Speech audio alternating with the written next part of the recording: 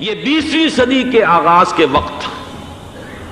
جسے ہم پورا کہتے ہیں مڈل ایسٹ، بلکہ صرف مڈل ایسٹ نہیں، پورا شمالی افریقہ سلطنت عثمانیہ کا حصہ تھا، خلافت عثمانیہ۔ لیبیا، الجزائر، مصر، پورا حجاز، یمن، پورا عراق، شام، اور یہ شام ہی کے حصے ہیں در حقیقت، اردن اور لبنان، یہ سب، یہ شام عرب، عراق عرب، یہ پورا علاقہ خلافت عثمانیہ یہ اس کا حصہ تھا۔ پہلی جنگ عظیم میں انگریزوں نے عربوں کو بغاوت پر آمادہ کیا، غداری پر آمادہ کیا، انہوں نے خلافت عثمانیہ کے خلاف بغاوت کی، بیج بوئے ان کے دلوں کے اندر نفرت کے، ابھارا انہیں، تم ترکوں کے غلام کیوں ہو، تمہیں خود حاکم ہونا چاہیے، تم کھڑے ہو جاؤ، ہم مدد کریں گے، تم بغاوت کرو، تم ان ترکوں کے خلاف ہماری مدد کرو، ہم تمہیں آزاد کر دیں گے، تم اپنے پاؤں پر خود کھڑے ہو جانا۔ یہ بہت ہی ہمارے لیے دردناک المیہ ہے اس پہلی جنگ عظیم کا۔ کرنل لارنس جیسا شخص، برطانوی استعمار، اور اس کے نتیجے میں عربوں نے بغاوت کی۔ اور اس قدر دردناک بات آپ کو بتا رہا ہوں، میں پہلی مرتبہ جب سن 62 میں حج کے لیے گیا مدینہ منورہ میں، ابھی وہ ریل کے انجن کھڑے ہوئے تھے۔ یہ ترکی کے زمانے میں، سلطنت عثمانیہ کے زمانے میں بغداد سے مدینے تک ریلوے لائن تھی۔ یہ پورا ایک عالم سلطنت عثمانیہ، صرف سلطنت نہیں، خلافت عثمانیہ، پوری ٹرینیں جو ہے ترکوں کی اڑائی گئی، ہزاروں ترکوں کو شہید کیا گیا، یہاں تک کہ صحن حرم میں شہید کیے گئے سینکڑوں ترک۔ یہ جرم تھوڑے نہیں ہے، معمولی نہیں ہے۔ آج جس کی سزا مل رہی ہے، معلوم ہونا چاہیے کہ وہ جرائم کون کون سے تھے۔ اب بھی جو لوگ گئے ہیں انہوں نے دیکھا ہوگا، ترکی کا قلعہ موجود ہے اوپر پہاڑی کے اوپر، حرم کا جو سب سے بڑا دروازہ ہے باب ملک عبدالعزیز، اس کے سامنے ایک لائبریری ہوتی تھی، اب تو غالباً وہ بھی گرا دی گئی ہے، اس کے پیچھے پہاڑی پر ترکوں کا قلعہ ہے پرانا، اس پر توپیں موجود تھیں۔ جب بغاوت ہوئی ہے، جو حرم میں آئے ہوئے تھے ترک فوجی، ظاہر بات ہے نہتے، وہ تو نماز پڑھنے آئے ہوئے تھے، ان کو وہاں ذبح کیا گیا ہے، اور ترکوں نے اپنی توپیں استعمال نہیں کی کہ کہیں بیت اللہ کو کوئی گدن نہ پہنچ جائے۔ بہرحال یہ غداری ہوئی ہے پہلی جنگ عظیم کے دوران، اور نہ صرف ترکوں کے، عربوں نے کی ہے۔ جیسا کہ میں نے کہا تھا، دو ہیں سب سے بڑے مجرم روئے ارضی کے اوپر امت مسلمہ کے طبقات۔ ہمارا پنجابی سپاہی بھی جا کر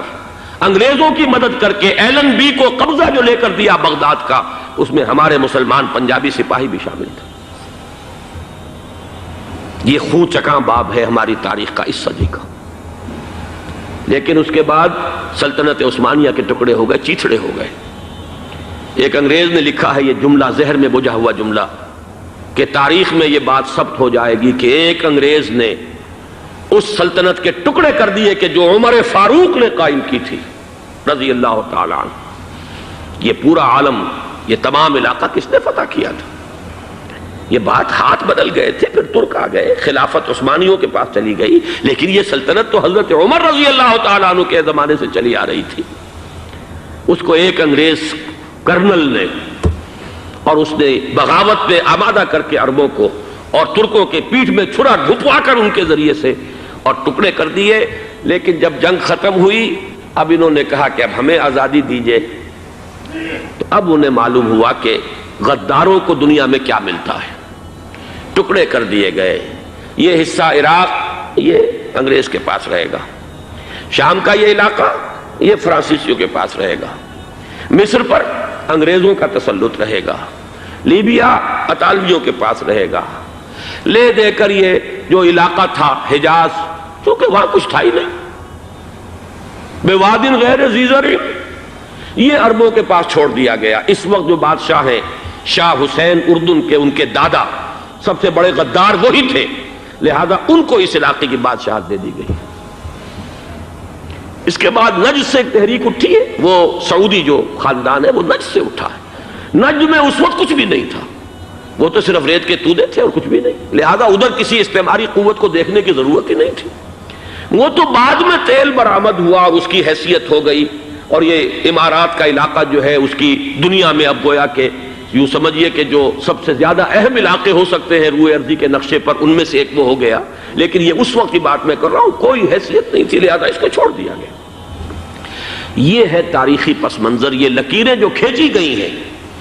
یہ ایک ملت اسلامیہ کو جو قومیتوں میں تقسیم کیا گیا، پھر نعرے لگوائے گئے المصر للمصریین الشام للشامیین۔ اب شامی ایک علیحدہ قوم ہو چکے ہیں، مصری ایک علیحدہ قوم ہو چکے ہیں، عراقی ایک علیحدہ قوم ہو چکے ہیں۔ یہ ساری تقسیمیں استعمار کی پیدا کرنا ہے، اس کا کوئی تعلق اسلام کے ساتھ نہیں۔ اب ضرورت تو اس بات کی تھی کہ استعمار کے پنجے جب یہاں سے کچھ ہٹے، دوسری جنگ عظیم کے بعد ایک دور آیا، امریکہ ابھرا ہے دنیا کی عالمی سطح پر سیاست میں، اس کے ہاں کچھ آزادی کے تصورات تھے، اس نے بھی سپورٹ کیا۔ برطانیہ کمزور ہو چکا تھا، وہ اتنے بڑے علاقے کو اب ہولڈ نہیں کر سکتا تھا۔ ہندوستان بھی آزاد ہوا، پھر یہ کہ اور دوسرے علاقوں سے بھی اس کو پسپائی اختیار کرنی پڑی۔ استعمار کے پنجے جس طرح بھی ہوئے، ان کے سینوں سے، عربوں کے سینوں سے جو ہے گویا کہ وہ ہٹے، لیکن امریکہ نے ایک اپنی بہت بڑی حکمت عملی جو اختیار کی، عالم عرب کے سینے میں اسرائیل کا خنجر پیوست کر دیا، تاکہ یہ کبھی آزاد نہ ہو جائیں، ہمارے انگوٹھے تلے رہے، ہماری پالیسی گورن کرے۔ یہ استعمار کا دوسری جنگ عظیم کے بعد، جہاں برطانوی استعمار، فرانسیسی استعمار رفتہ رفتہ یہ ہٹنے شروع ہوئے۔ صدر ناصر نے انگریزوں کو اٹھا کر پھینکا میڈیٹرینین میں اور دوسرے جگہوں سے، الجزائر نے آزادی حاصل کی فرانس سے، اطالویوں سے جو ہے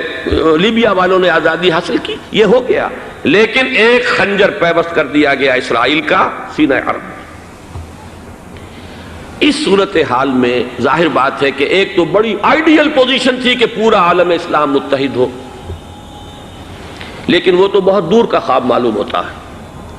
علامہ اقبال سے بڑا کوئی نقیب نہیں ہے ملت اسلامی کی وحدت کا۔ ایک ہو مسلم حرم کی پاسبانی کے لیے، نیل کے ساحل سے لے کر تا بخاک کاشغر، لیکن انہیں بھی اپنے لیکچرز میں کہنا پڑا کہ اس وقت جو صورتحال ہے، پورے عالم اسلام کی ایک وحدت بن جانا تو تقریباً ناممکن نظر آ رہا ہے۔ اگر کسی طرح ایک common wealth of Muslim nations وجود میں آ جائے تو بھی بڑی کامیابی ہوگی،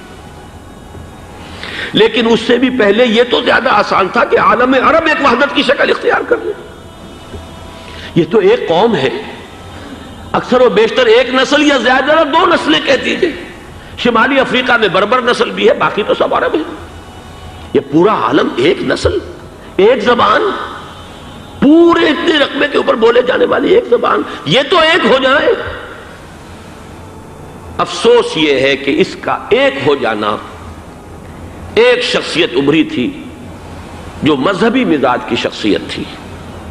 جو دینی مزاج کی حامل شخصیت تھی، اگر اس کی قیادت میں عالم عرب متحد ہو جاتا تو واقعتاً ایک بہت بڑا جو ہے مرحلہ وہ طے ہو جاتا پوری عالمی ملت اسلامیہ کی ایک وحدت اختیار کرنے کا۔ وہ شخصیت تھی شاہ فیصل شہید کی، اور اس لفظ کے ساتھ ہی آپ کے ذہن میں آ گیا ہوگا کیوں انہیں شہید کر دیا گیا، کس نے کیا کرایا، کہاں سے تعلیم حاصل کر کے آیا تھا وہ جس نے شہید کیا شاہ فیصل شہید کو، اس کی گردن پر کون سوار تھی، وہ یہودی لڑکی کے جس کے فوٹو بھی شائع ہوئے، ایک گردن پر اٹھائے کھڑا ہوا شہزادہ اپنی ایک یہودی دوست کو، لڑکی کو، اور وہی ہے کہ جس نے جا کر پستول سے شہید کیا ہے۔ جان میں اچھی طرح جان لیجئے، جیسے بارہا میں نے عرض کیا ہے کہ حضرت عمر کو شہید کرنے والا کہنے کو ابو لولو فیروز تھا، لیکن اس کے پیچھے پورا ایرانی نسل پرستی کا جو پورا پس منظر ہے، اسے تو ہر شخص جس کی ذرا بھی نگاہ جو ہے جو صرف منظر کو نہ دیکھ رہی ہو، پس منظر کو بھی دیکھنے والی ہو، وہ تو جان لے گی کہ ابو لولو فیروز ایک فرد کا نام نہیں تھا، وہ ایران کا انتقام تھا عالم عرب سے۔ بالکل اسی طریقے سے یہ امریکی استعمار کا ہتھ کنڈا تھا، اسے محسوس ہوا۔ شاہ فیصل مذہبی مزاج کا شخص یہ ابھر رہا ہے، اور یہ شاہ فیصل کی حکمت عملی کا ذرا آپ اندازہ کیجئے۔ لاہور میں سمٹ کانفرنس ہوئی، اس میں وہ آئے، سب سے ٹاورنگ پرسنالٹی پورے اس وقت عالم اسلام کے اندر شاہ فیصل کی تھی، اور وہ گویا کہ ایک بہت ہی جس کو کہا جائے کہ ایک بہت ایلڈرلی، ایک بزرگانہ ایک شخصیت جو ہے، اور انہوں نے اپنی دولت کے دروازے، عرب میں وہ مشہور تھے کہ نہایت خسیس اور بخیل انسان ہے، اس لیے کہ وہاں وہ خرچ کرتے تھے حساب کتاب کے ساتھ، لیکن ان کے خزانے کھلے ہوئے تھے عالم اسلام کے لیے، ادھر بھی مدد ہے، ادھر بھی مدد ہے، ادھر بھی کام ہو رہا ہے، ادھر بھی کام ہو رہا ہے۔ پھر انہوں نے تیل کا ہتھیار استعمال کر کے ایک دفعہ امریکہ کو دن میں تارے دکھا دیے تھے،